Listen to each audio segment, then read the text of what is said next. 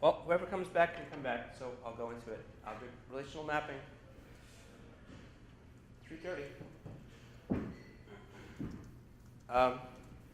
There's a lot of slides on this one anyway, so by the time we get to the code, hopefully whoever else is coming back will come back.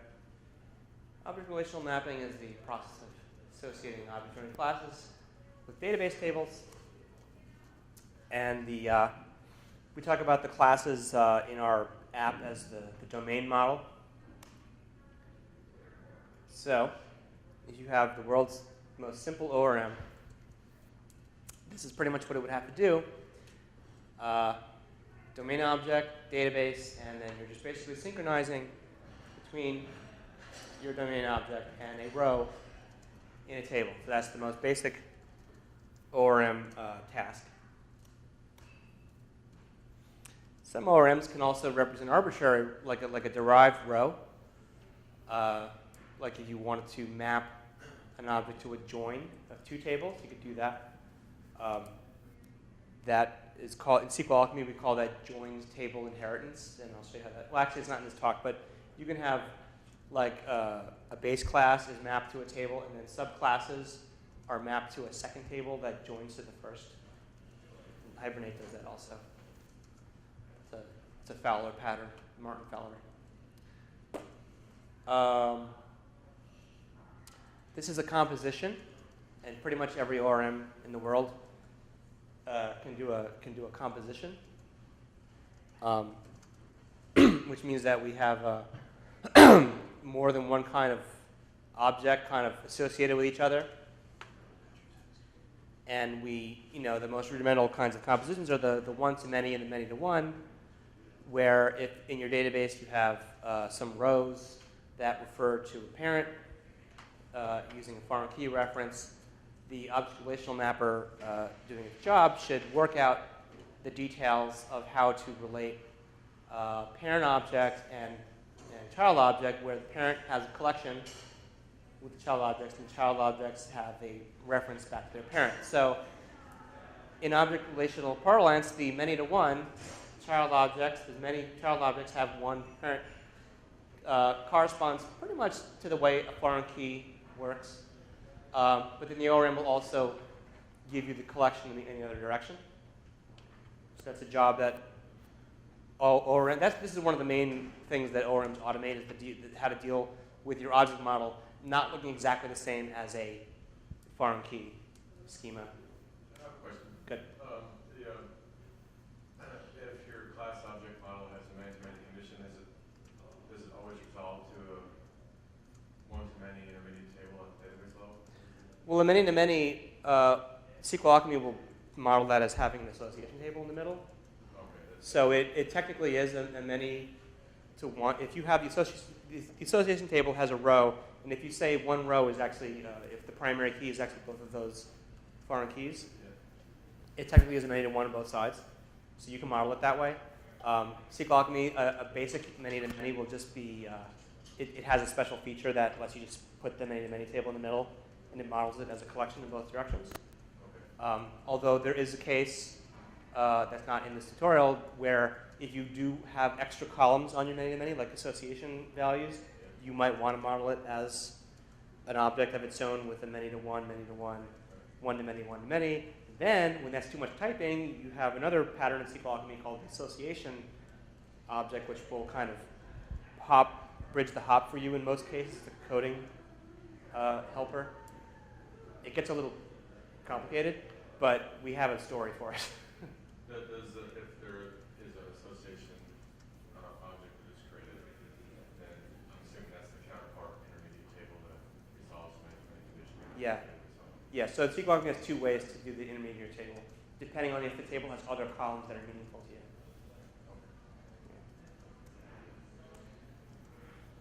Yeah. Other things we can do, provide a means of querying the database in terms of the domain model structure. Can represent class inheritance hierarchies. Come on, right? Some can handle sharding, storing a domain model across multiple databases, either horizontally, the same kind of row in multiple tables, or vertically, different parts of the model in different tables, schemas, databases. Concurrency patterns, row versioning. I wouldn't say an ORM can solve hard concurrency problems. If you have a hard concurrency problem, using a database abstraction layer or ORM, I don't think will solve that problem for you. It might help you to solve it, but we get a lot of people asking like, oh, I have a lock or I have a deadlock, or I'm like, well, okay, because you have a deadlock. Like we can't fix that. And that's where I have problems where people use SQLAlchemy and they don't know how transactions work. That is really the biggest problem. We don't get too many people that are confused about SQL as much as confused about transactions and concurrency. Because we don't, we can't make that go away. We kind of have a pattern. So it's a pattern, not a does it for you. Patterns for data validation and coercion. Flavors of ORM. So the two general styles that we hear about are active record and data mapper. Active record, in my view, is more about the persistence of data rather than how you configure your mappings. So if you use the Django ORM and a lot of other ORMs, you get this kind of thing where you make your objects just kind of free space, there's no context, and you just say save and something happens. It goes to some database connection somewhere. And you can do an update, change it. And then if you want a transaction, you kind of, oh, well, that's a special case. And then you can make a transaction and have these participate, but then it gets all ambiguous. Data mapper tries to keep the details of persistence separate from the object being persisted. So SQLAlchemy, Hibernate, I think the PHP ORM doctrine, does this, has a session. You make the user, but then there's this context enclosing it that is about the database, about the connection, or whatever you're talking to. So your objects have to go into this external context. And then you say commit, and then the work of however this stuff gets persisted is handled within you saying the commit. So that's the persistence patterns, okay?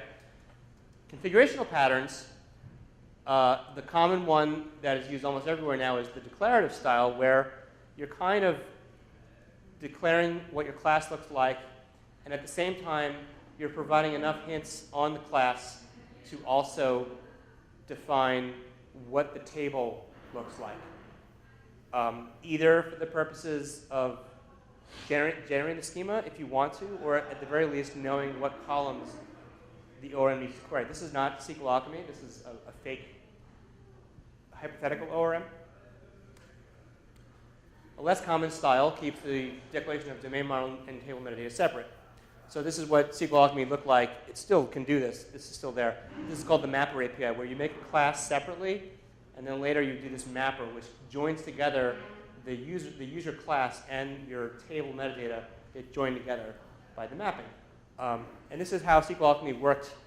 It still does if you want. It worked only this way through version 3. When I started using Hibernate ORM, Hibernate worked this way. You had to have all these XML files that define your Hibernate mapping. And then later, SQLAlchemy moved to have a more declarative style. And then even with Hibernate, you can use JPA annotations. Even Hibernate in the Java world moved to having this more declarative style, which I can't even get to. So what does SQLAlchemy do in this field of area of things? The SQLAlchemy ORM is essentially a data mapper style ORM. Modern versions use declarative configuration. The domain and schema separate config is present underneath this layer, and you can still use it if you want to. The ORM builds upon SQLAlchemy core. Many of the SQL expression concepts are still present when you work with the ORM. A lot of the expression stuff that we did is still happening.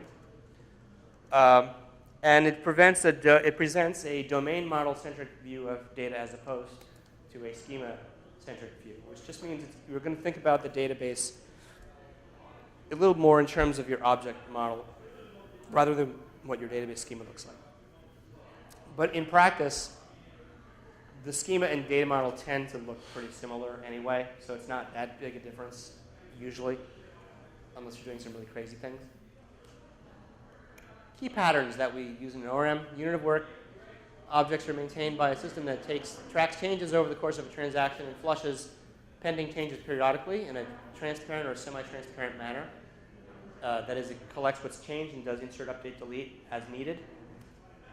Identity map, very critical with ORMs. Objects are tracked by the primary key and are kept unique on that primary key identity. We'll see what that means in a minute. Lazy loading.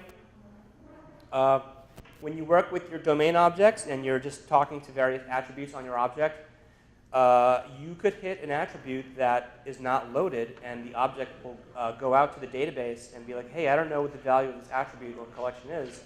I have to do a query to load it.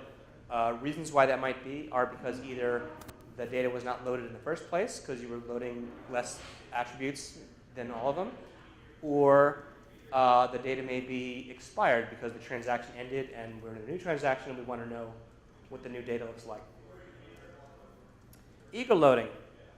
Multiple tables are queried at once or perhaps in quick succession in order to load related objects and collections, meaning you load a primary object and at the same time it's going to go out and either using joins or maybe a second query that uses a join will go and get all the related objects for the parent collection all at once rather than loading for each object individually. It basically saves on SQL round trips. Method chaining, we've already seen this. Method chaining means queries are composed using a string of method calls, each return a new query object. When we did all the stuff with select and insert before, we had select dot where this dot group by that. That's called method chaining.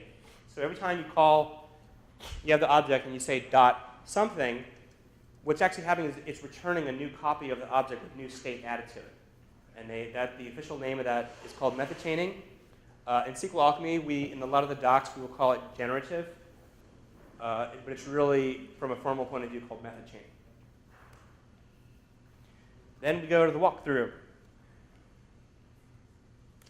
And again, the ORM walkthrough has been split up into basic and advanced. But we're going so damn fast here, I'm pretty sure we'll get through all of it.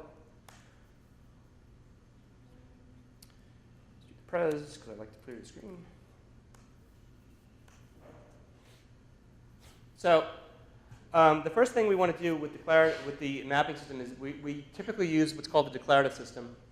As I said before, SQLAlchemy's mapper started out as what's called a classical mapper, where you have the class, and then this is table, and then you say mapper, class, and table.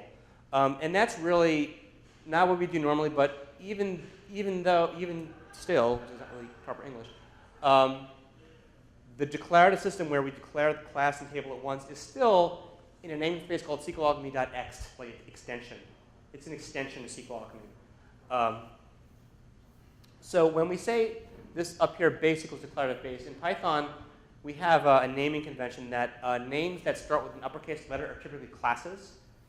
Names that don't start with an uppercase are not classes. So we've called a function here, and we've gotten a result, and we've assigned it to an uppercase name because base is actually a Python class, which we can actually subclass. So what's going to happen is when we create our data model, we're going to subclass base. The reason we subclass a special class is because SQLAlchemy is going to provide a service of being able to link these classes together based on names. So we say the user object has this collection of address objects. We can refer to the address class by string name. Therefore, we can have our classes declared among a lot of different modules in any order without worrying about who's imported first and who's imported second. It all gets, all the dependencies get resolved later. So by having this base class as a variable that is typically a module level variable, it serves as a registry of all the classes that are based on that base. So if you had an app that had like 3 different subsections that had their own SQLAlchemy code in them that someone else wrote, some other third party wrote, they could all have their own base classes that handle their own set of classes. And also base is kind of an extension of the metadata object that we saw in the previous section, where the metadata is like a collection of tables. the reason we never do this thing where you make a table and it's part of this global collection is for that reason. We want to be able to have multiple applications live in the same memory space without any name conflicts. So your application always has to have some kind of home base, so to speak, of where your stuff is going to define from. You can have more than one base if you want also, if that works for you. So we're going to subclass base. So we go back to making pretty much the same table we've been dealing with, which is user, but now we're creating a user table in terms of a declarative mapping. The thing that's required is the table name. There's other ways to get the table name there, but this is the simplest, is just put table name. That's the name of the table that we're going to map to. And the class needs to have a primary key. The reason the class needs to have a primary key is because, as we'll see this a little in more detail, object relational mappers, especially those that use a unit of work, have this pattern called the identity map, which means every object that loads, the most important thing it needs to know is what is the primary key identity of this object, because that's how we keep track of what object is which. An object is basically tracked by its class and its primary key, because the class will point it to which table we're persisting it to, and then the primary key is which row in that table. So that's kind of like its global identifier. So we need table name and the column integer primary key, and then we have other columns. This is the Python Reaper method. This is not necessary, but this is in Python when we print an object. Python will look for this special method to produce a user-friendly string representation. So in this slides, I want you to see a friendly representation. So we have a custom Reaper so you can see which user we're talking about. So when we made the user class just now, the declarative system took our table name. It took our table name, and it took our columns. And this is also slightly different. We didn't put a name here. We could if we want to, but it's optional. The fact that we named it as an attribute here means that this name will get assigned as the name of the column. So this declarative, this syntax is not quite the same as the table syntax we used before. Yeah. You may have said this, but if the table doesn't have a primary key, will SQLAlchemy just generate a surrogate? It'll give you an error. It'll give you an error when it, yeah. Why not just generate its own key and try? Because that major SQLAlchemy philosophy is that we don't ever generate anything like that. We don't make any assumptions about your schema or how your primary keys work or anything. We never create any names. We don't, because it's another way to go, and most ORMs do go that way, where if you make, like, the example of the many-to-many table is if you have these two objects, and you say, hey, they should have a many-to-many between them. The ORM will go out and generate a table name for you. And SQLAlchemy doesn't do that. And it's kind of like I came to this field after working with DBAs where everything had to be named exactly this way and structured this way. And like, for me, it was like anathema to have a generated table without, like in the library. You can certainly do lots of systems on your own, and SQLAlchemy actually encourages this. There are ways you can make it do the primary key for you. So this, what I'm saying to you, it's kind of a complicated answer, right? That ID column can be automated, but you have to decide how you want that to be automated.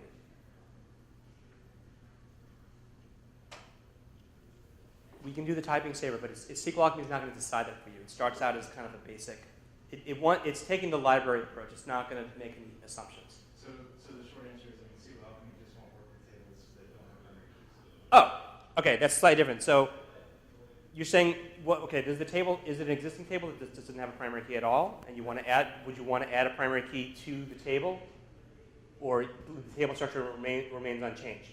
Yeah, it remains unchanged without a primary key. Okay, that's a special case. You need to tell it which columns are the primary key. Something in the table has to be a candidate key. There has to be. If the table doesn't have a candidate key at all, which means you have totally duplicate rows, right? How would the ORM know how to delete a certain row if you can't? Unless the app does that logic in the app. Because I see databases regularly, where the app, there are, typically the foreign keys, sometimes no primary. But I'm saying to you, if you look at the row, something in that row's got to be, Yes, yeah. whatever that thing is, you can make that the primary key. Okay, all right. That's basically what it is. Okay, even though it's not primary, it's- Right, it doesn't, no, right, no, right. Gotcha. Abstraction. Doesn't have to be explicitly primary, no. This primary key could be any, it could be, doesn't, like the foreign keys don't need to be real foreign keys. Nothing needs to be real. None of, I mean, I actually wrote, last year I wrote an interface to the, has anyone here ever heard of pandas? It's a Python numerics tool. It uses this library called NumPy. NumPy, ever heard of NumPy?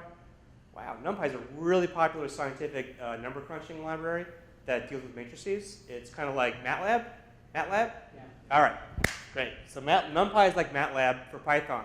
And then pandas is kind of a fancy library on top of NumPy. I wrote a SQLAlchemy wrapper on top of pandas so that you could actually relationally query just a bunch of matrices in memory. And there's certainly no primary keys or foreign keys or anything, but like you can act like there are. So then the ORM works on top of that too. So as long as there's something, right, doesn't have to be real. So yeah. So in this case, user has, because we said table name and gave it some columns, this table object, which is like the one that we did before, pops up out of nowhere. The declarative system generated for us a table with the metadata that's actually part of the base class.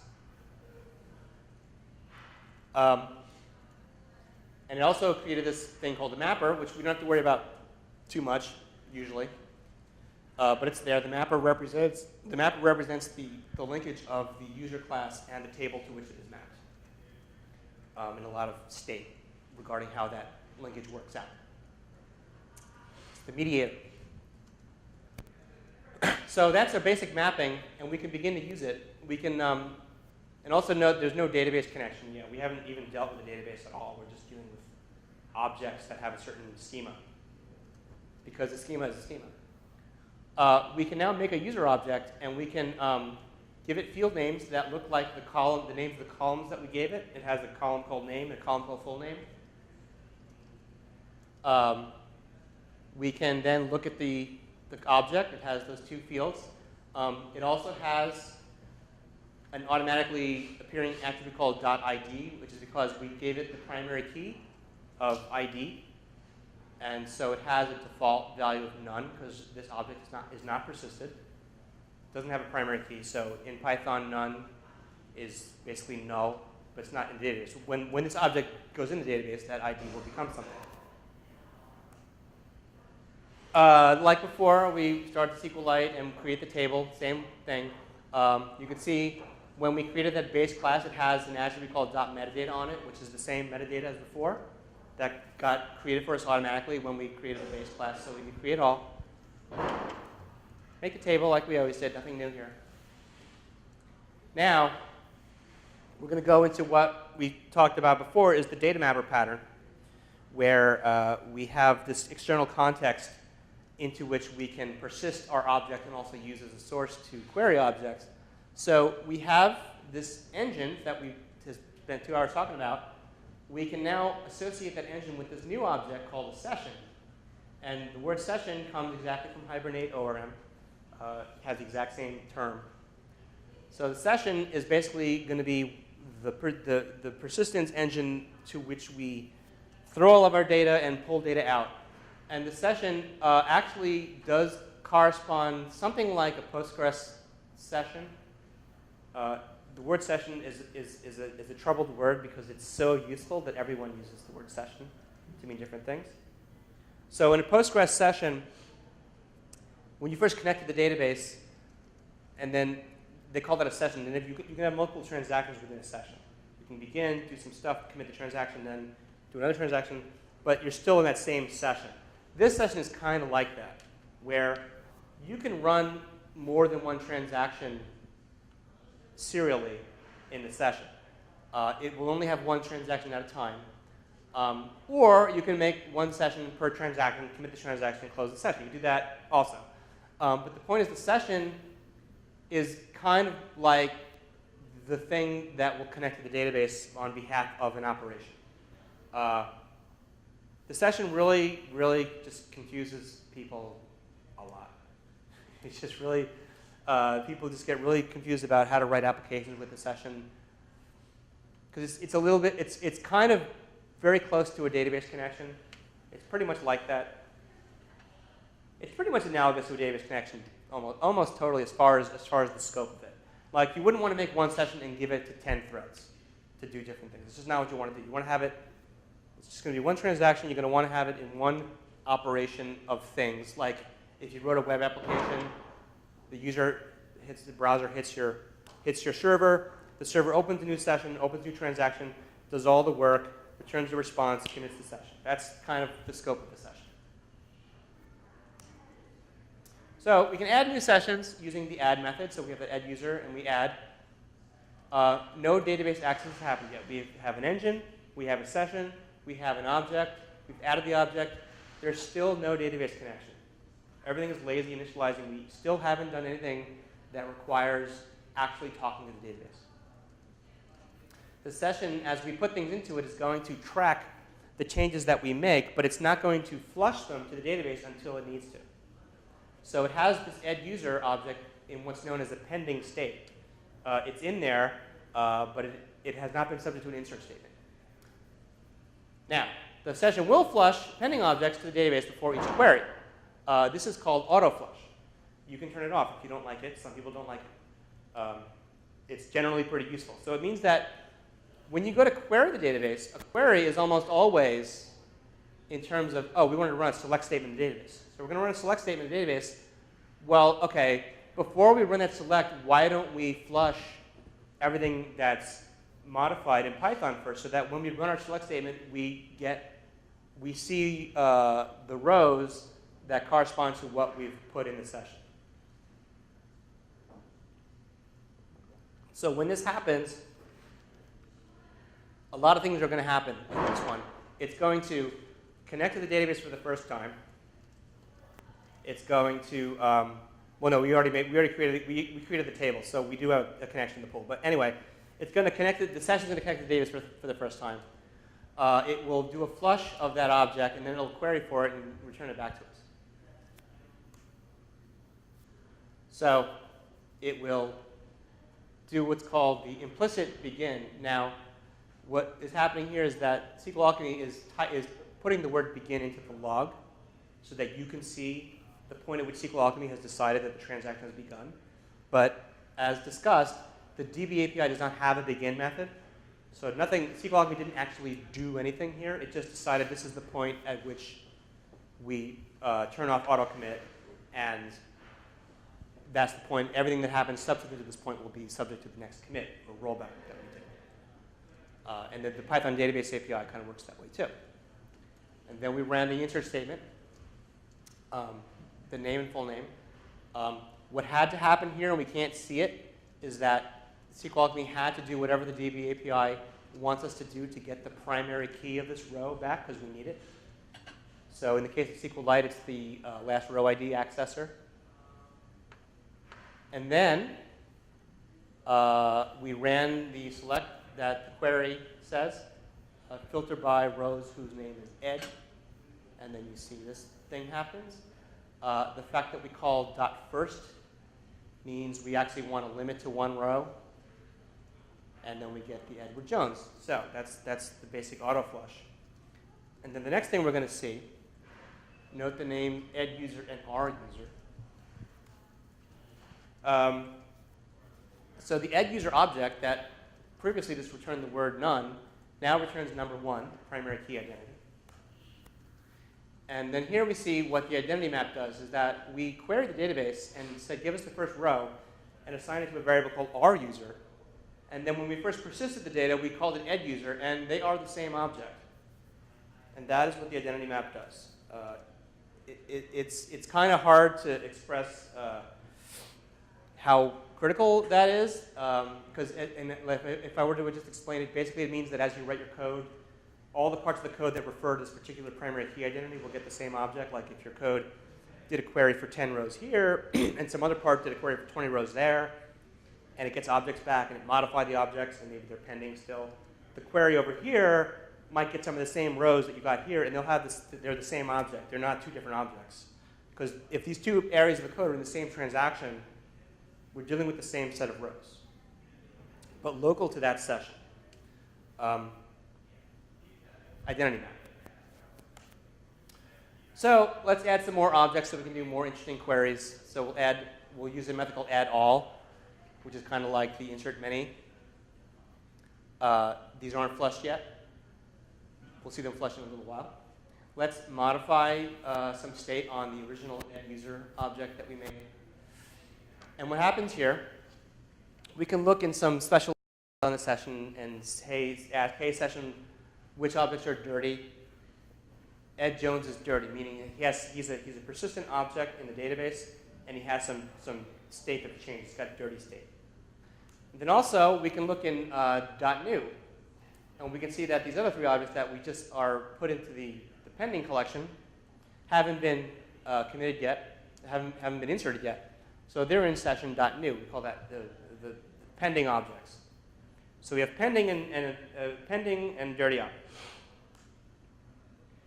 So when we say commit, a commit always triggers a final flush of any remaining changes. So before we saw an auto flush, before we queried, if you didn't auto flush or have it turned off or didn't manually flush, everything that's in there will always go in if you say .commit.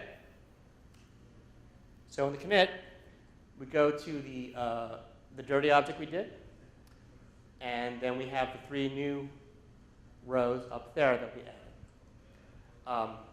Now, another programming note. SQLAlchemy emitted an insert statement 3 separate times because it needs to get the primary key of each row as it invokes it. Python Database API has the restriction that if you use the so-called execute many format, which has multiple rows at once, you cannot get the primary key back. However, SQLAlchemy as of version 7, if I were to have given these objects a primary key value ahead of time so that SQLAlchemy would not have to retrieve it later, it could use an execute many for these. It's a more efficient system. Okay. So after the commit, we've now committed the transaction. The connection that we've been talking to is not gone, but the session has lost note of that connection. The connection has either been closed or returned to the connection pool. And whatever transactional state was on that connection is gone. If we hadn't done a commit, the connection pool would have made sure that we called a rollback on that connection. So any locks would have been freed, any other stuff that's part of a transaction would be gone. So when connections are held in the connection pool, we always call, there's always, no matter what happened to them, there's always a rollback called on the connection before it goes back to the pool so that the connection is clean. And for Postgres specifically, I think there's a way even that you can call some other method called set, I don't remember, it's set session state equals something that makes all other Postgres set value. I'm just going off, I have to look it up. There's more stuff that could be in a connection that you might need to clean up that you can, with events, you can program that in as well. But I'm not prepared to show you an example of that. So let me not talk about it.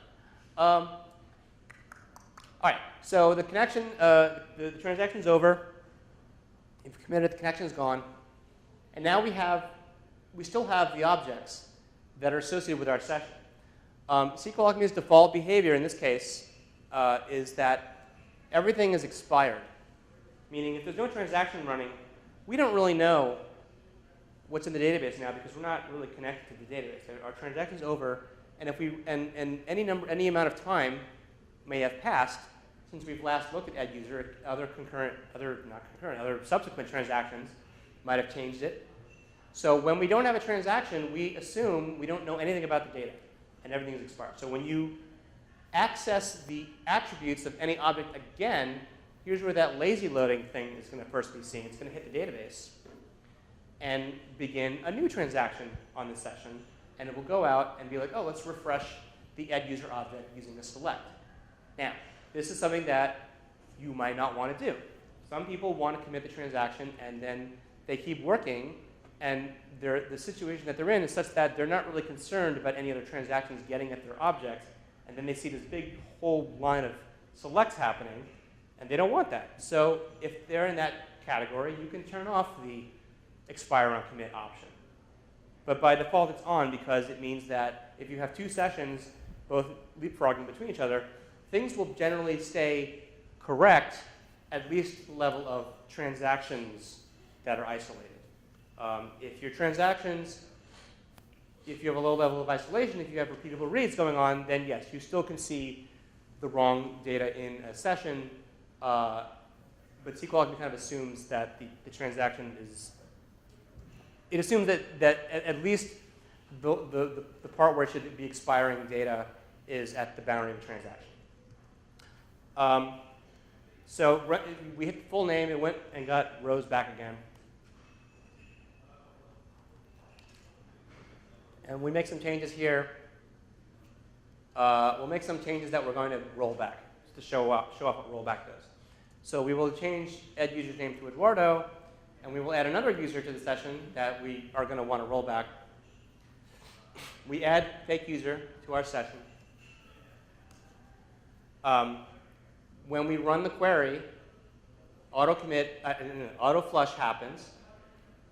So when we run this, it will flush those rows. So the Eduardo change gets updated, our invalid user gets inserted, and then the select is run, and we get back the 2 rows with the data that we're going to want to roll back. But these user objects are in memory. The add user object actually has the name Eduardo now. We are inside of a transaction, so if we roll back the transaction, everything on our objects gets expired. So what happens is add user is again expired. So when we hit add user again, it will hit the database again, reload it, and then we get back the old name of add. Because the transaction was rolled back on the Postgres side, the data was expired on the Python side. We use the database to go back, get the row again. So the database here is always the point of record for all the data. And the ORM is trying to balance the goals of A, not going out to the database too much, but B, going out to the database when we aren't really sure what we have. It's a balancing act, and you can tailor it. You can expire rows ahead of time if you want to deal with dirty reads or something like that. And you can turn off the expiring commit if you really don't care. So far, so good? This is all what we call ORM lifecycle stuff. So it's the lifecycle of an object, how it gets in, how it participates in a transaction. And then after that rollback, the fake user, that was a row that we inserted, SQLAlchemy kept track of the fact that this row was actually an insert within this transaction, so it knew to evict it from the session. So a fake user is out of the session, so the next time we flush, that thing is not going to be part of the flush.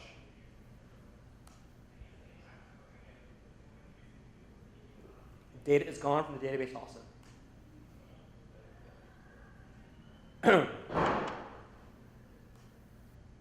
Basic mapping. Okay, so we'll do. Can't believe I'm typing. I just had to repeat. Let's try this one.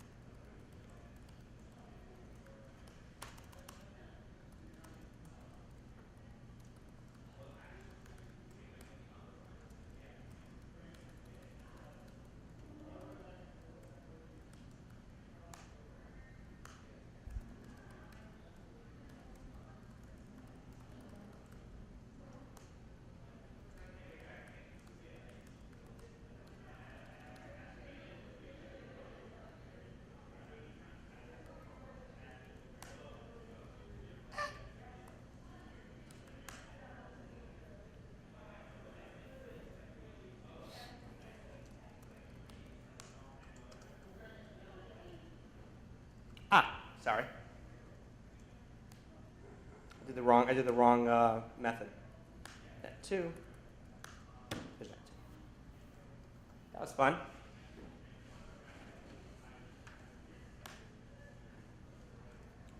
So now we can talk about querying a little bit.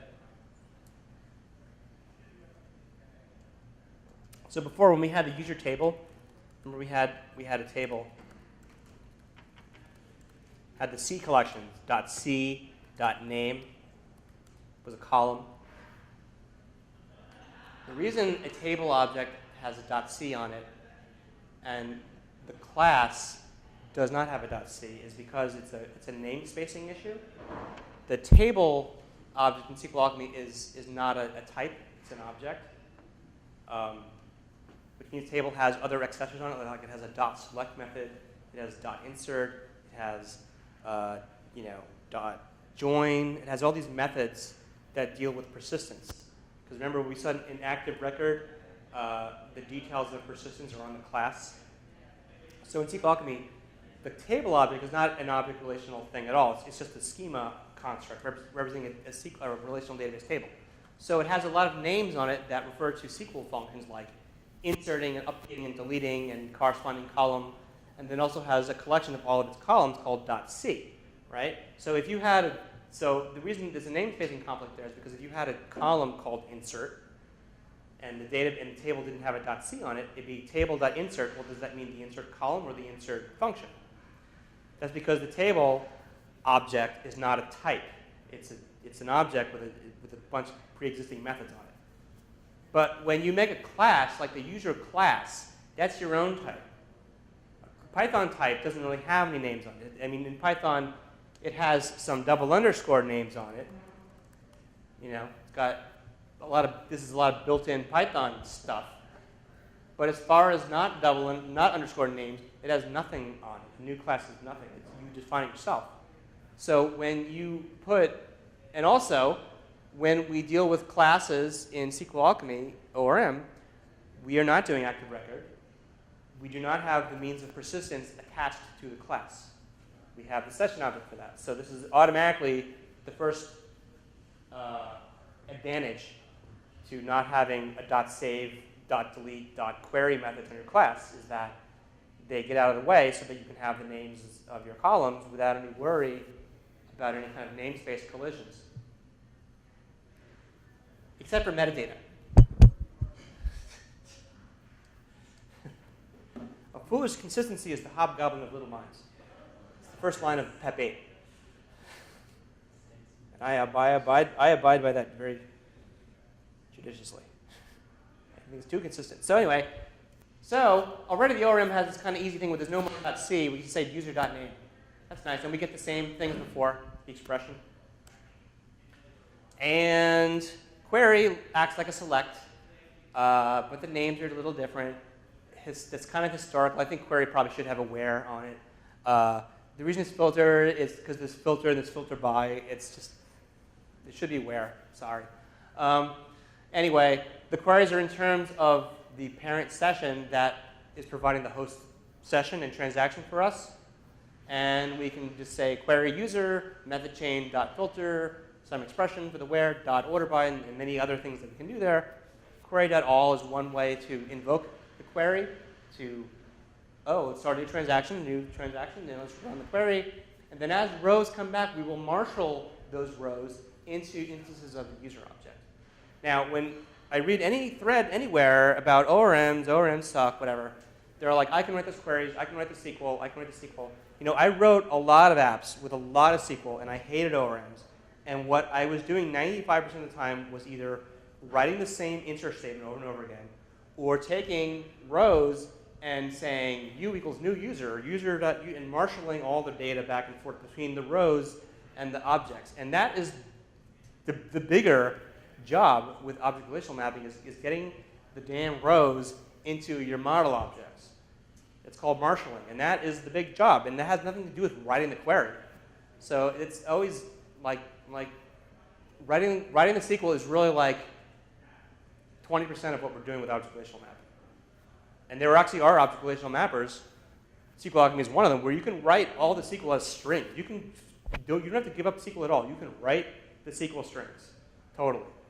And just tell me which columns point to the objects, and SQLAlchemy will do the work of mapping your result columns to the object, and then maybe do all your insert statements too, because they're really boring to write by hand.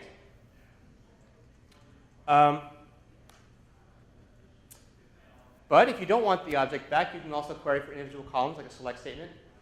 And you'll get back individual columns in Python tuples. A very big difference between querying for objects versus querying for columns is, in one case, the identity map has to be used. It has to marshal the incoming rows into object identities. And it has to search the identity map for any rows that already are present in memory. And it also has to make sure the identity map is populated, has to do all this crap with the identity. If you just query for columns, the query actually does a lot less work on the Python side. So this is, you might have the same select statement for two different queries, but if the query is only getting columns back, it actually does a lot less work on the Python side. You'll find it to be much faster. One of the most performance critical parts of the ORM is marshaling the objects into the session. That is the part that has been most difficult to optimize in SQLAlchemy, and it takes up the most time. Much to my chagrin.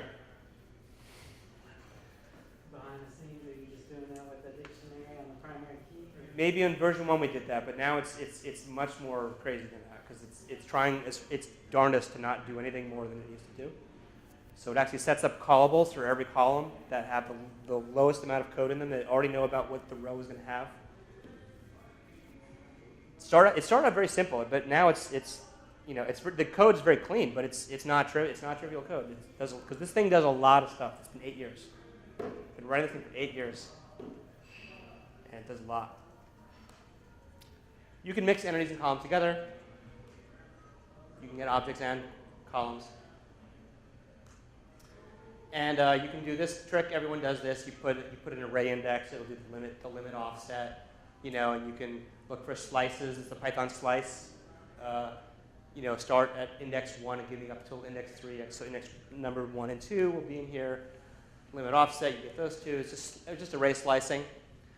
Convenient stuff. The where clause is filter by, which is convenient. It uses Python keyword arguments. So you see filter by and just keyword full name equals. That's not the double equals. That's single equals. Keyword argument. And you can get that for a simple comparison. And filter, which is more flexible, which is where you actually have to put user.fullname double equals. And you can put ors and ands and cases and ins and all the other stuff into that filter. So filter is much more flexible, but more typing. Conjunctions, or greater than, less than, all kinds of comparators. Fine. Just like select with multiple where clauses, you can say filter, dot filter, dot filter, and they get joined together by and. Variety for returning results. All returns a list. First returns the first row or none, which uses that limit offset. So this will actually, if your query returned 1,000 rows, first will limit it to just looking at one row, and it also will not send the other 900 rows over the wire because it's using the limit. One is like first, but it's more of an assertion. It's going to actually run the whole set of rows, but it's going to assert that only one row was returned, and exactly one row. So if you don't have a row, you'll get an error. No row was found for one. If there's more than one row, like all the users, you'll get an error. Multiple results found. So this is a handy thing for maybe like if you're writing like a RESTful web service where you look up by primary key, and if not found 404, you do the catch for no result found 404. But then multiple results found, you let that propagate outwards to some other part of the app. We're going to skip these because they're boring, and I'm doing exercises here. Full name, query user, order by full name. What do you do? Filter name, username, or username equals Mary, username equals Ed. No big deal. Okay. So that's all 42 slides of the query. So now there's another part of querying to do, of ORM. Any questions so far? Yeah. You jumped over the comparator thing. What kind of support does that have? For the what? The comparator? That's the comparator? Yeah. Is that the object comparator for the lists that come back? I'm completely blanking on where was I when I was talking about that? 3 slides ago. Yeah? I have a cold. I have all cloudy head. I'm going to take a nap after this. Go to 38. Was it after this?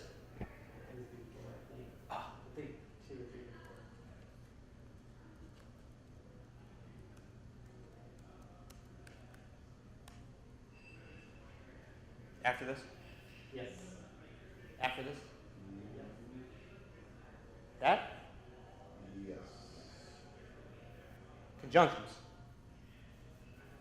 Yes. How's that? That executes server side, right? Yeah. Okay. Yeah, because if you take this, you get, just like we did before, Okay. you get that Boolean clause list. Okay. Standing too long. Yeah, and then you just feed that into filters, just like the select. Okay. Does that work on aggregated stuff too?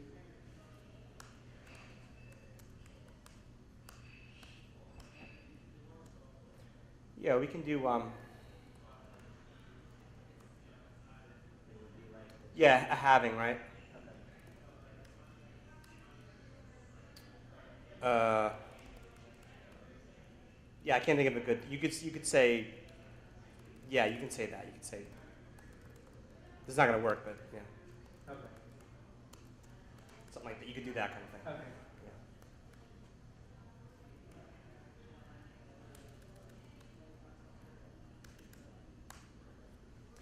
So this is the advanced.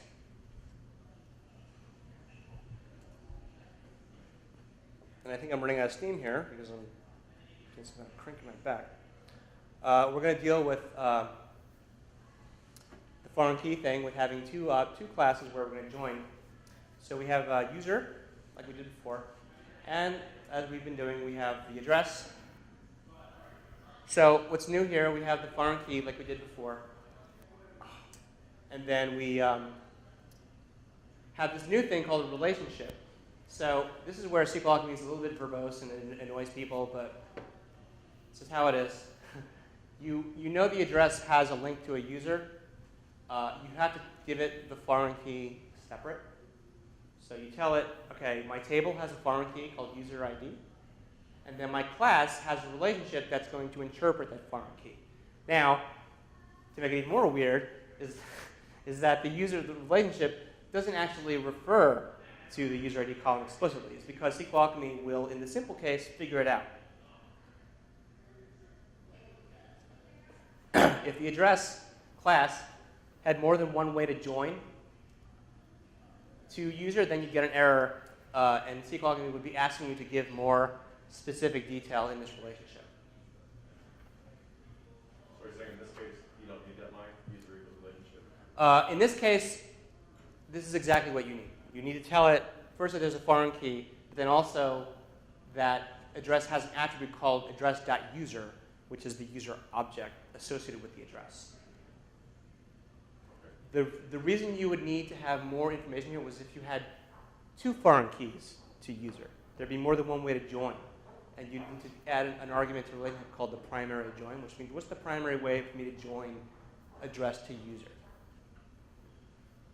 Typically the way it works is that you start with a relationship like that, and SQLAlchemy will tell you via error message what it needs to know. And then the backgraph here, you can guess, means that there should be a collection of addresses on the user object. Because every many-to-one is a one-to-many.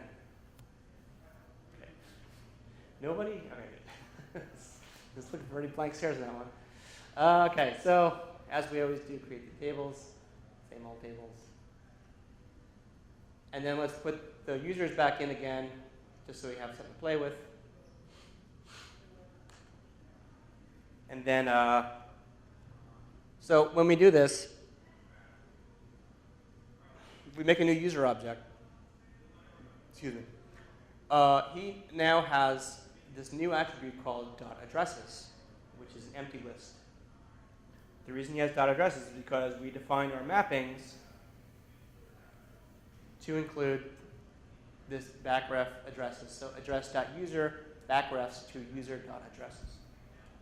So because that is there, SQLAlchemy knows, because the foreign key is here, that this side is the many-to-one, and it knows the other side is a one-to-many by default. If we went the other way and said user.addresses equals a relationship to address, SQLAlchemy can do it that way too. And it would know that address is one-to-many because it would see the foreign key on the other side. And that's something I got good at just by doing this for years, because it used to confuse the crap out of me. It just became like which side of the foreign key versus which side is the collection and the many. It always would just mess me up when you're actually writing code that's trying to go back and forth. Anyway, so there's this empty list, and it could be other kinds of collections too. It's a list by default. We can then give this Jack object a list of stuff, some address objects. And when we do that, Jack's address is a list, 0, 1, 2.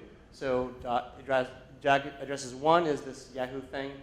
And what happens is the backref maintains the bidirectional nature of the collection and the many-to-one in memory. Nothing has gone to the database yet. So Jack addresses .1 is that, and then if you go to the addresses 1.user, it goes back to the Jack object. Does that make sense?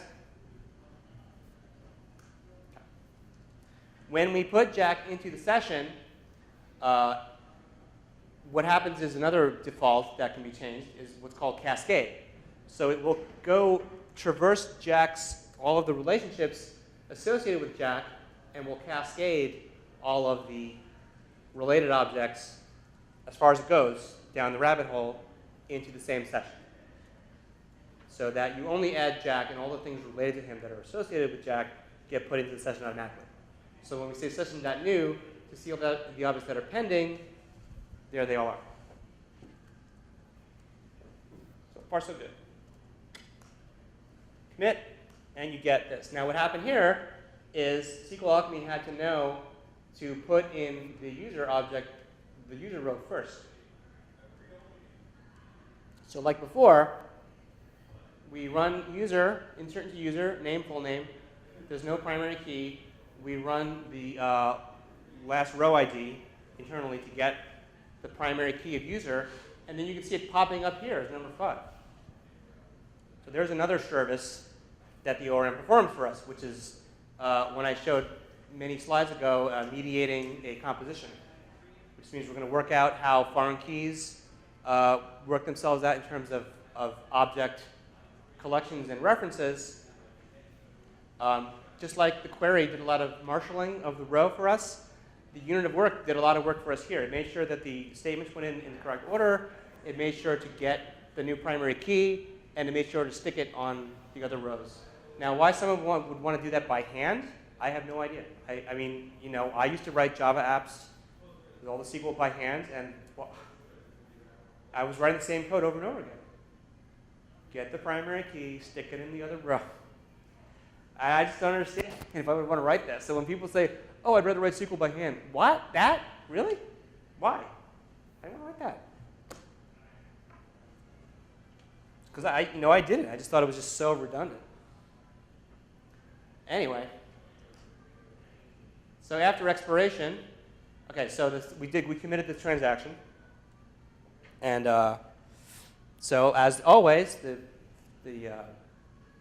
session is expired. All the attributes are blank. So if you hit Jack.addresses, 2 things have to happen. First of all, Jack, we don't even know if that row exists anymore, so it's going to actually do a select for the Jack row. So what happens, what I mean by that is, even if when you expire the session and your objects are sitting there and they're expired, we know the primary key that was associated with Jack when you've expired the object. But we still expire the actual primary key attribute on it. And if you say jack.id to give it the primary key, say, hey, what's the primary key of Jack? If you go for it as jack.id, we will still go to the database and load the row, because just like the row might have been modified since we last committed, the row might have been deleted since we last committed. So part of expiration, which, as always, is optional if you don't want the time wasted, part of expiration is that we also check that the row still exists.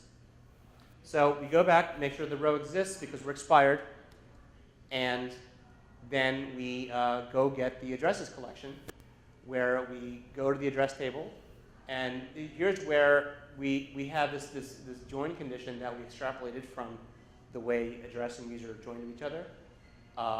We take the part of the where that normally would have the user.id column, and we take it out and stick a number 5 in there. And then we get those 3 back. That's called a lazy load. Now, a lot of ORMs, if you were to hit jack.addresses again, it would go back to the database every time and just keep hitting it. But we don't do that normally in SQLAlchemy. The collection stays in memory until the transaction ends. So if you hit jack addresses again, you don't get a query. And that is really good for performance, because a lot of ORMs, if you iterate through the collection and then you do this, then you do a len, you're going to get these queries every single time, like Django ORM. So you're assuming you're the only transaction that's affecting that? We assume that, I haven't really figured out how to explain this. We assume that either we assume the transaction is at the highest, is at the level of serialization that you're looking for. So if the isolation line. So if the transaction were in serializable isolation mode, you wouldn't have a problem because it's serializable. But you're probably not serializable. But we assume that we're going to assume it acts like serializable. And if you are actually in a situation where you know that another transaction is modifying this and you don't have repeatable reads or whatever, you can expire it manually. Okay. So SQLAlchemy just chooses a good default here. Okay.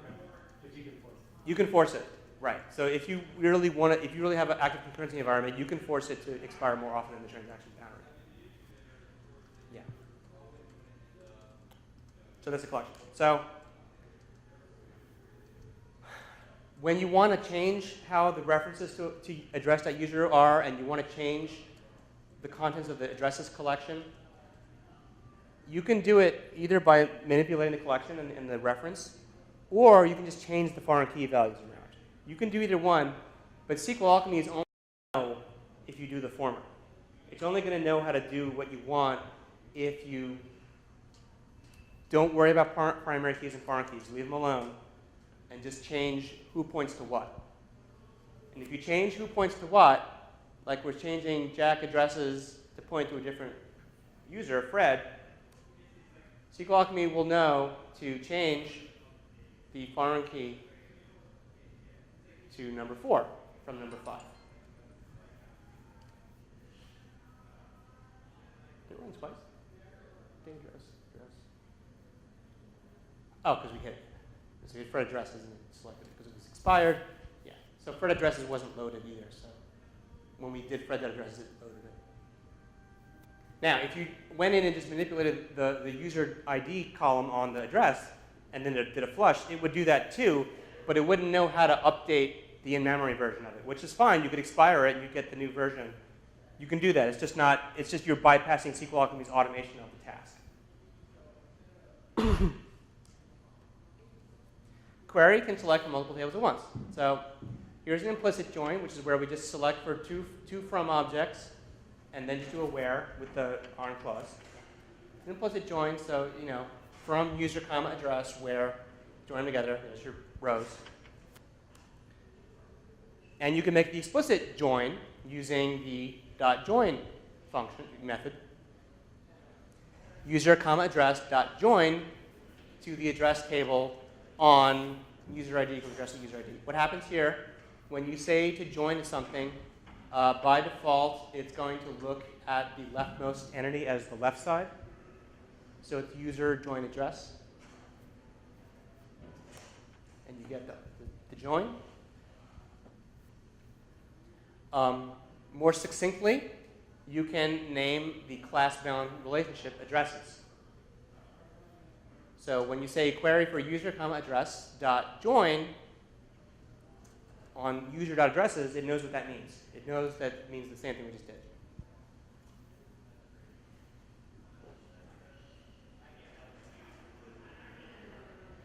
And join will also figure out very simple joins, just using entities.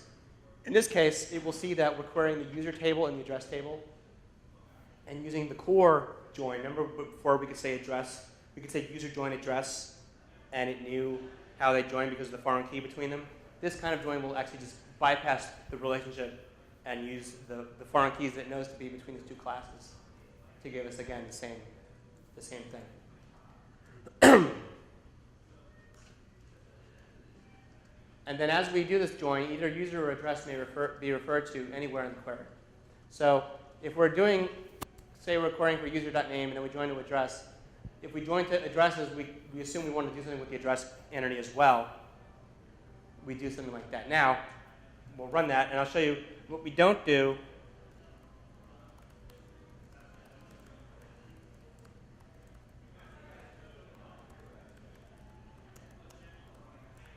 We don't do that, right?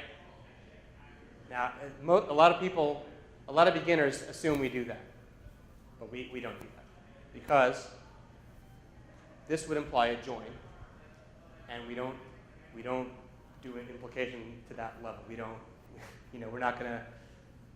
We never join without you telling us to join. We're not gonna assume how you'd want to get the address table in there. The address table could be there from like a subquery somewhere. We have no idea. We don't try to guess how to join. Now, I don't know how the Django ORM, the Django ORM doesn't have exactly the syntax, but it has this idea where it auto joins. And the code they have to do it is very, very complicated and probably still does not do what people want. So we don't do it. You need to spell out the SQL. You guys don't do the join. We do the join, but you have to type the word join. You got to type the word join. Because I've seen some queries that have been declared to come out of SQLAlchemy, and I'm going, geez, where does this come from? And it was killing our servers, so we had to really look for that problem. And it seems like it was out of the developer's hands that they could not modify that. Well, because I'm lying. What's that? Because I'm lying. There is a feature called eager loading, which will do a join also. Okay. But that won't work unless you put it in there. So they're actually using something kind of automated. they're probably, I'm saying .join and it'll join. Or I can say .options parentheses joined load, and that'll do a join also. It's a different word and a slightly different context. Well, you're saying you're specifically saying what the join is. The other one, you're allowing the join to happen. Okay, join load is still very explicit as to what you're joining. Okay.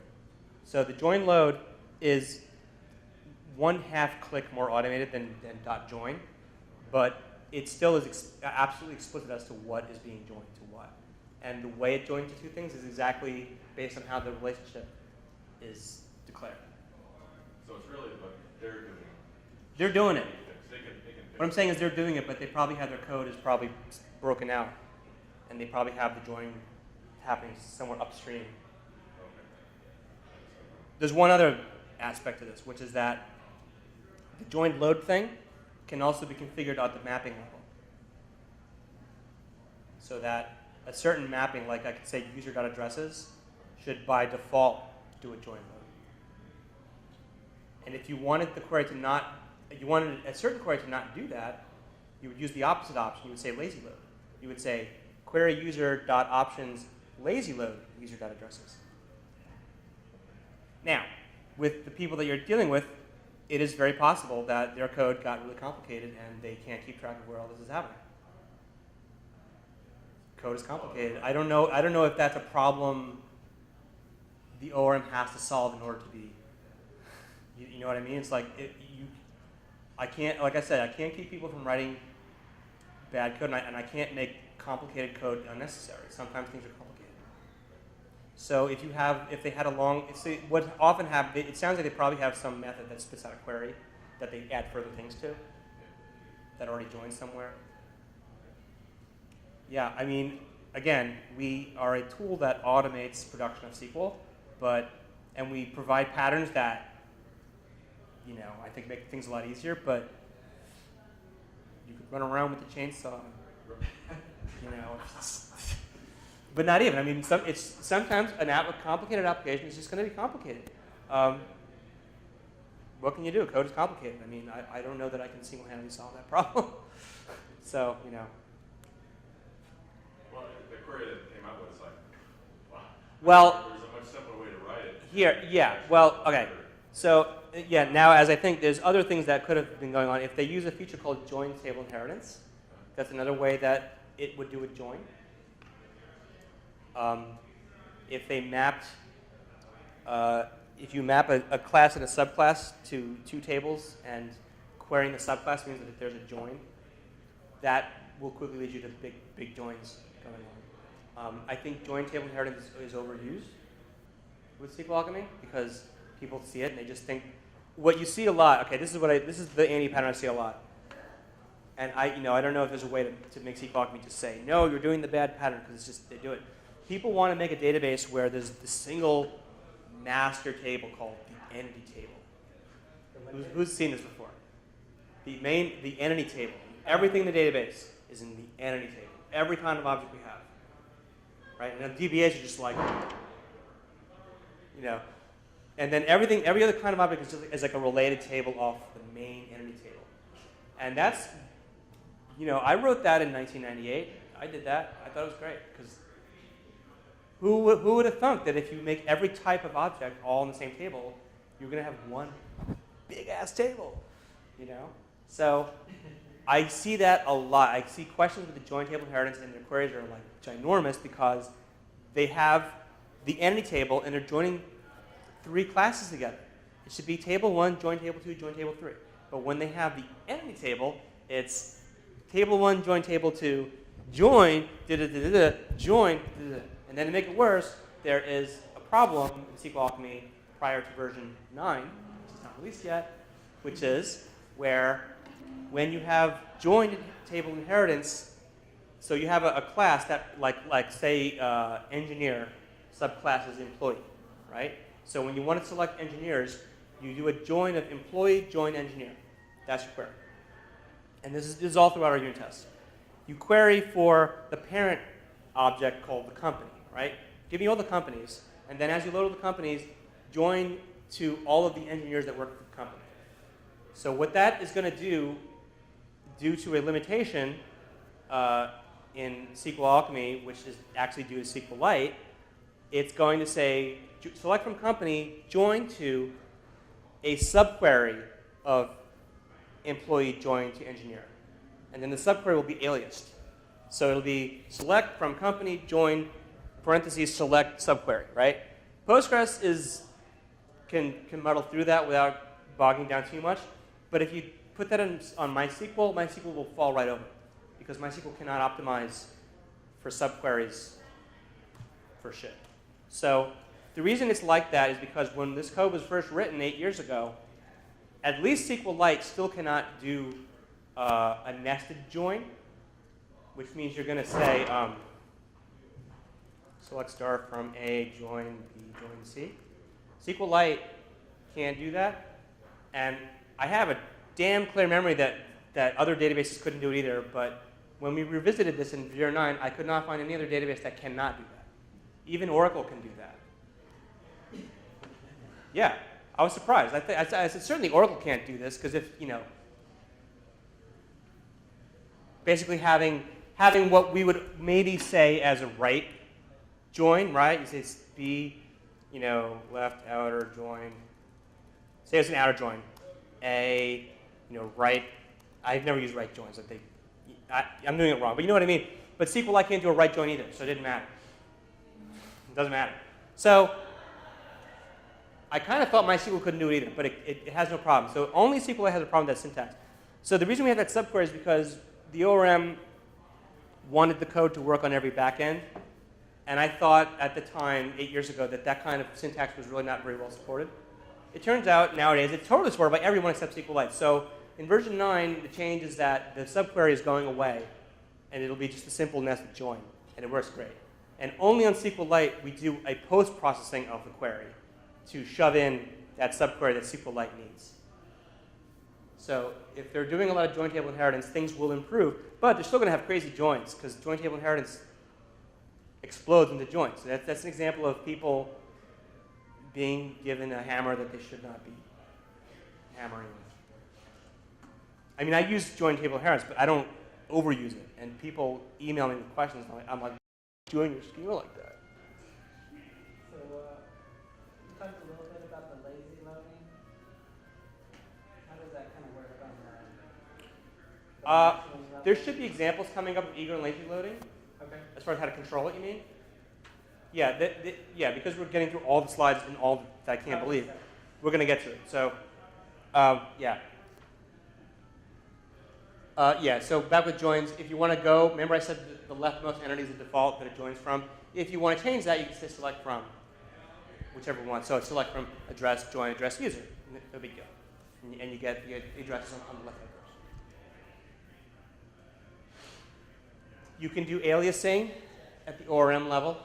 So if I want to join to address twice, I can alias it. And the guy that asked me the question about the names before is not here, but here, there's no problem here. You know, just put alias, it's no big deal, you know, and you have the address 1, address 2, anonymously named. Alias is an object that acts like the type that you alias, so it kind of mimics your class. And we can join with subqueries, so let's do that thing with the count again, and hopefully I won't space out on it again. Ooh, we even have a coalesce, look at that, fancy. Let's query for the count of unique address IDs within groups of user IDs. We have the join, we subquery, make a subquery group by user ID. So when you have the session query, instead of saying .all, we can say .subquery, which turns subqueue back into a core select object with the .c collection again. So we're in query ORM land, and we say .subquery, and we go back to core. That's why I went over the core, so you know what the heck that means. So subqueue, again, has that .c again. So we're using the ORM, but .c still has a role when we have any kind of derived table. So query has two names, count and user ID. So when we make the subquery in the derived table, it has .count, .c.count, and .c.user ID. So we can say query for user. We want the count, and because we're doing a left outer join, if we have null, we want to make it the null to a 0. I'm sure these Postgres experts know just what I'm doing there. It's like opposite land here. People don't know Python but know all the SQL. So user ID, we join explicitly because explicit is better than implicit. I'm not sure if this auto joins actually. Yes, so subqueue, you get that. So here's how to do subqueries of the ORM. Now, you know, this is object relational code. It's very explicit about the structure of the SQL. We're not writing the SQL, but we almost are. Structurally, we have to do all the same concepts. We have to tell it that we're grouping. We have to tell it that we're joining. We have to tell it that we're outer joining. We have to tell it everything about the SQL. It's just using a different language. So we're writing a query for all intents and purposes, just using maybe a more, or less, if you don't like it, handy language. Don't care. Same thing. We just saw it. Okay, so we have eager load. So the n+1 problem refers to the many select statements emitted when you load collections against the parent child. So what we're going to do here is we're going to load 4 user objects, iterate through the collection. As we load each one, we're going to print the user, the reaper, and then also show us the .addresses collection. So what you get is that, right? And everyone knows why, right? Because all you told us to do was load the users, and then each one has addresses, but we don't know what those are. And when you say .addresses, it lazy loads by default.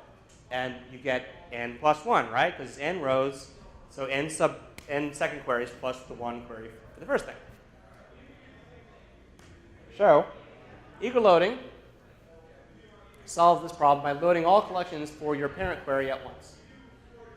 So in this case, we're going to use an option called subquery load, which does specifically this kind of thing. It does 2 queries. So we do the user query, and then it immediately takes that same query and wraps it in a subquery here and does a join. So the first way this saves time is that it only does 1 query instead of n. The second way it saves time is that it's doing a join instead of an inner join, instead of an outer join. It's able to do an inner join because we don't care about the rows for which there are no addresses. We just leave the collections blank as we get them. Actually, this doesn't make sense based on what I've told you, because yeah, never mind. You'll see. I'll show you. It's an inner join. If we did a join load, it would be a left outer join to get all the rows at once. So anyway, sorry, I'm just spacing. And there you go. So then you get it all back. So you have only two queries. And another kind of eagle loading. Do I show that? Join load here. That's it. I said it in reverse. Join load uses a left outer join to load parent child one query. So it's the same, just one query.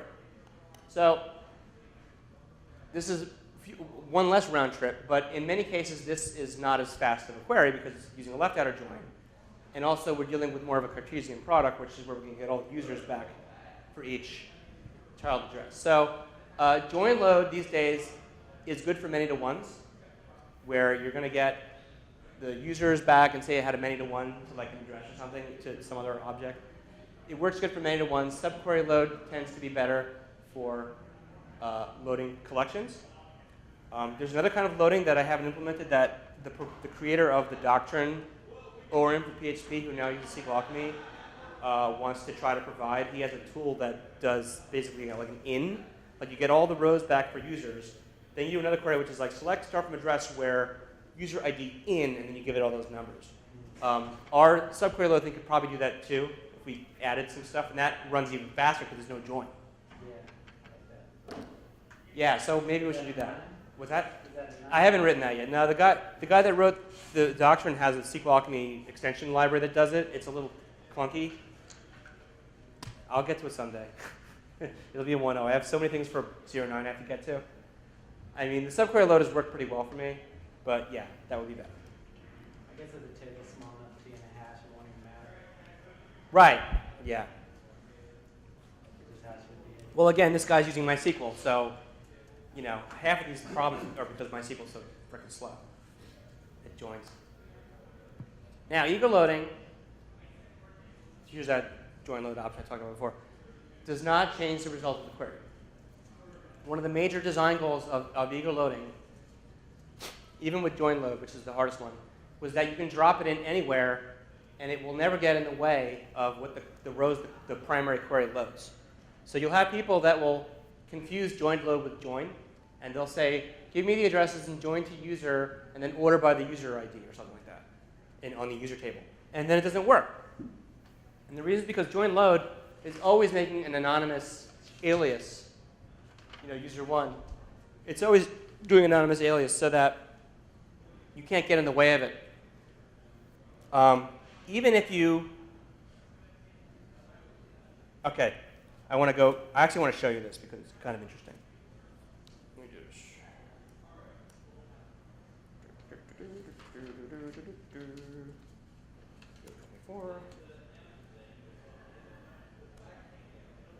If I were to do this, let me see if I can get this to work.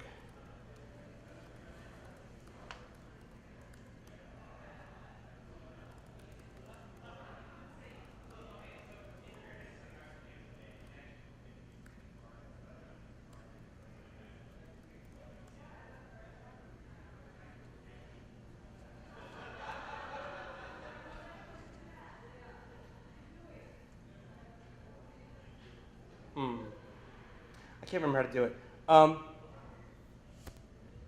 Because I'm getting a cold. The join load will actually, maybe distinct. Let's try distinct.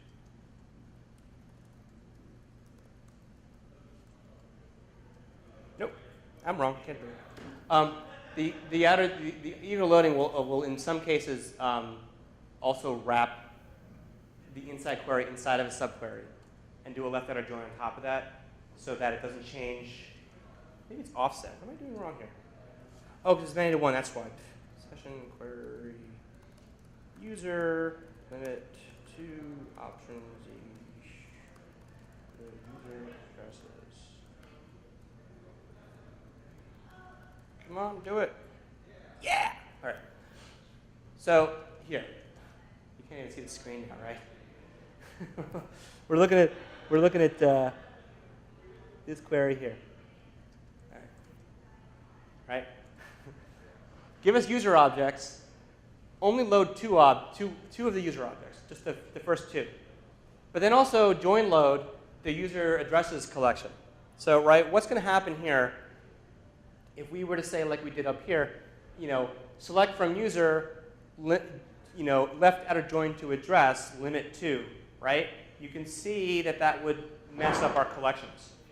Because when we're doing this join thing here, the query has to actually, like say each user has 3 addresses, and there's 3 users, we get 9 rows. And the ORM, what it has to do when it does a join load, it has to only return 3 user rows, even though it sees the same, even though it gets 9 rows back. So as it gets the same identity, right, 3 times in a row, it says, oh, this is the same identity I already have. I'm not going to return it.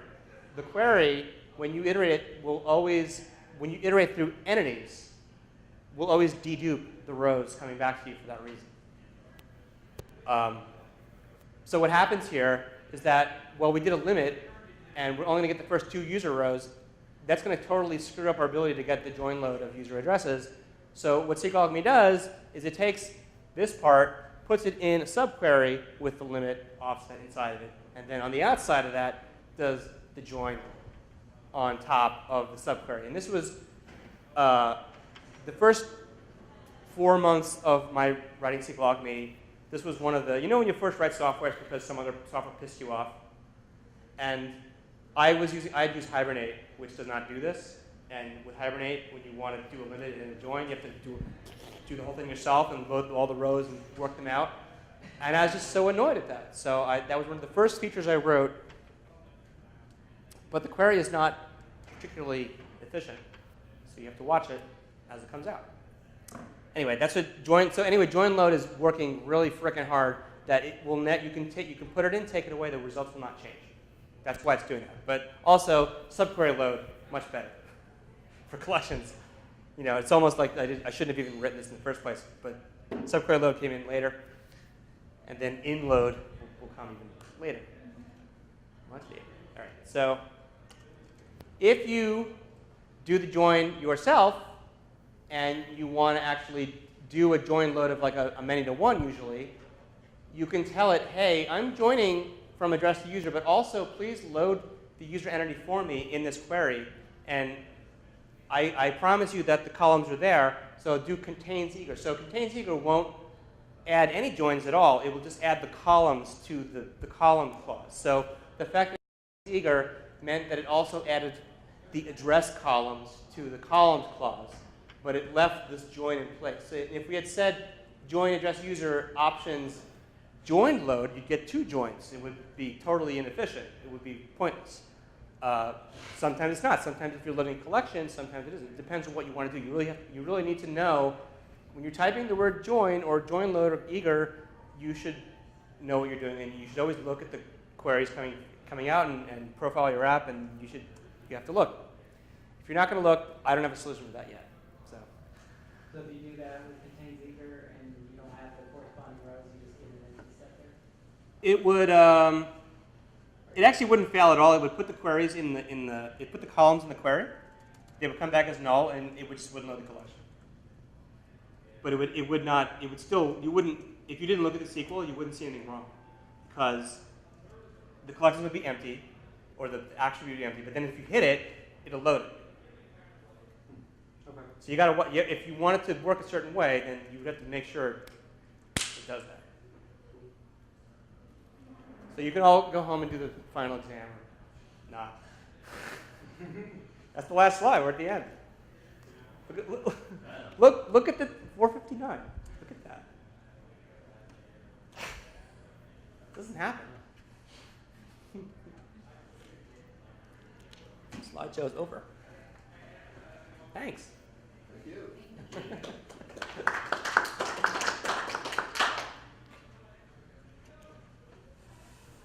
So I signed up for the Harry Carey Steakhouse tonight. Yeah, no. Since Postgres is object relational, Yeah. does that aspect of it make it any easier to work with coding against Postgres versus other databases? I read the article. I'm assuming that term comes from that series of blog posts that guy wrote. Or was that? It's even advertised right here on Postgres. Is it? Or Because there was you know the blog post I'm talking about? Okay. I didn't really know what object relational meant until someone wrote like a series of blog posts showing a lot of Postgres's fancy little syntaxes. And I don't know that we really take advantage of that right now. Thank goodness it's not object relational. Right. I don't. Yeah. I've read those articles. There's a series of articles I read, and I found it hard to really understand. Well, at what point does this become object relational? At what point is this like a syntactical trick? It seemed like what's that? It's a syntactical trick. I know, but you know what I'm saying? Like I wasn't sure. Well, okay. Yeah. So syntactical tricks are not too important to SQLAlchemy because we generate the syntax. But he was doing things like considering a row as an object, and it was a little creepy to me, and I wasn't really. I don't know. Yeah. To me, it seemed a lot like what Oracle tried to do almost a decade ago, where it's not really object-oriented. You're creating your own types that look like the objects, and then creating a table with that type. And so you can operate on the type all at once, which makes it easier to interface with Right. things like this sometimes. But yeah, it's not Right. storing. Plus, Postgres has a create type. It has create type, which you can make like your own struct, basically. Right. And yeah, no, things like that make our life more difficult because now it's like this exception case that Postgres has that people want supported that I've got to go through hoops to figure out how to support. Yes. But we typically support those things in the core. The ORM isn't really impacted by these things at first. First we build it in the core. When someone wants an ORM thing that takes advantage of it, then we've got to worry about how the ORM does it. Yeah. I'm trying to think of an example where the ORM was impacted by a core thing. Well, I mean, returning, you know, when Postgres, like what, version 8 had returning, the returning keyword? Is it version 8? 8.4? I think 8.4 or 8.2. Could be wrong. You know, we decided we were going to start supporting the returning keyword as a way to get primary keys back. So the core, so we built it in the core, and I'm trying to think if the ORM was really impacted by that. Maybe not. Yeah. Yeah, the way SQLAlchemy separates the ORM and the core, most of the SQL things happen in the core, and the ORM doesn't get too impacted. When we added support for CTEs, common table expressions, we had to add that in the core, and then also add an explicit thing in the ORM query. Yeah, we didn't have to do it with window functions, did we? So much code at this point, I can't remember. Yeah. I mean, Postgres is great because the CyclePG2 driver is so solid. Especially with, I mean, what I deal with day to day with these drivers is Python 3 and Unicode, and also numerics. You know, drivers that want to return numerics as floats, very difficult. Oracle is a very tough driver because it's just got so many crazy syntaxes for things, and you have to use outparams in some cases, and it's tedious. You know. CyclePG2 is a really good driver. Right. Thanks for coming.